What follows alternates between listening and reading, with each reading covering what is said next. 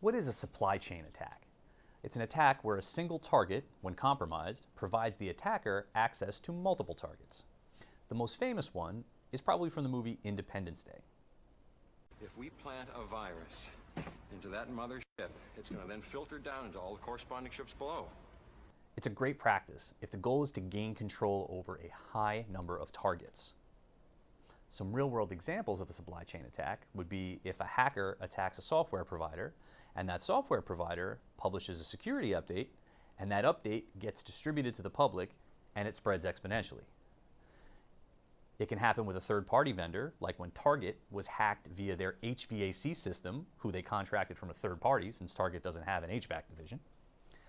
It could be a remote control tool where an attacker gains control over the tool and then they suddenly have access to every computer the tool is installed on. Now, it's important to accept that these attacks are not ever going to be 100% preventable. Nearly every organization relies on third-party services to operate, whether it be Microsoft, Apple, Google, Intuit, Adobe, or some smaller players. What we can do is review and research the steps that each vendor takes in doing their part to keep their services safe and secure. In a well-executed supply chain attack, a failure on the vendor part would cascade down to their customers and be catastrophic for their business. So when selecting a third-party provider, remember that features and capabilities are not enough to make your decision. Always beware of any company that may appear to be overstating capabilities and obscuring their deficiencies. An aggressive salesperson may present a great case for how their product can impact your business, but if they cannot provide security frameworks that their own internal development teams are required to follow, then maybe you pause that conversation until they can provide evidence that their team follow NIST guidelines and only uses SOC 2 compliant cloud providers. They don't need to know the details, the ins and outs, and the nitty-gritty of that stuff, but seeing that a vendor respects these sorts of requirements is generally a good sign.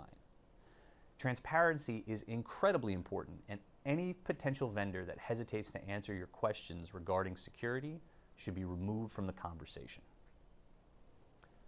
You want to find these things out before you agree to embed a service into your day-to-day operations, thus potentially exposing your business to unnecessary risk.